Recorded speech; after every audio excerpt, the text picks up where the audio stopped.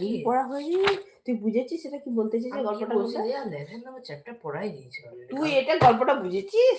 হ্যাঁ, একটা ডগ আছে, সে সে কিছু করতে পারছে না, একদম চোর চোর চোরকে ধরতে পারছে না, হ্যাঁ তাকে ভয়ে পালিয়ে এই যাচ্ছে। যে হ্যাঁ হ্যাঁ, নিজের কাঁপছে সামনে দেখছে। হ্যাঁ, হ্যাঁ কাঁপছে। কিন্তু কে করেছে?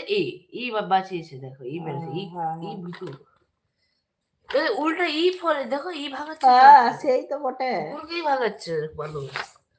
তো একে বেকার বেকার মানুষ করলো যায় কে? মালিকটা।